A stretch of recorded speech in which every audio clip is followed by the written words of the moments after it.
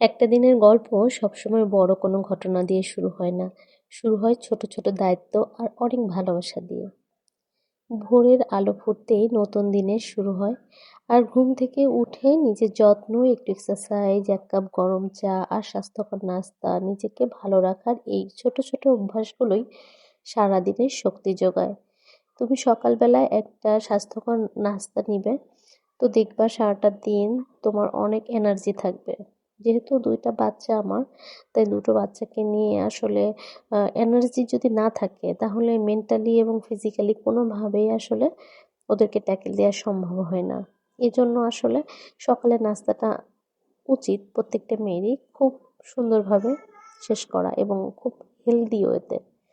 তো এরপর শুরু হয় আসলে সংসারের ব্যস্ততা, রান্নাঘরের কাজ থাকে অনেক, ঘর গোছানো, পরিবারের সবার প্রয়োজনের খেয়াল রাখা। এই কাজ শেষ না হতেই আবার দেখা যাচ্ছে আর একটা কাজ অপেক্ষা করে। মাঝে মাঝে ক্লান্ত লাগে, কিন্তু দায়িত্বের জায়গা থেকে কখনো পিছিয়ে যাওয়া যায় না।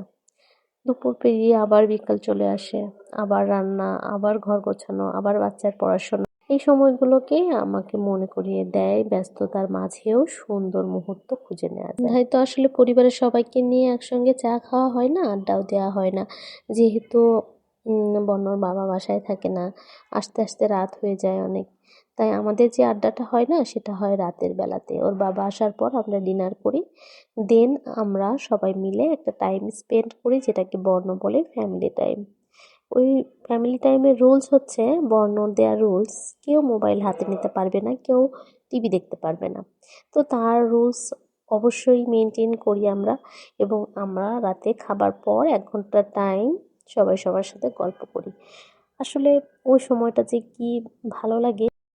জীবন সবসময় সহজ নয়, কিন্তু প্রতিটি দিন নতুন কিছু শেখায়। তাই প্রতিটি সকালকে স্বাগত জানাতে হবে এবং প্রতিটি ব্যস্ততাকে হাসিমুখে গ্রহণ করতে হবে। আর প্রতিটি ছোট সুখকে মন ভরে উপভোগ করতে হবে। তোমরা সবাই ভালো থেকো। আজকের মতো এটুকুই। Thank you for watching.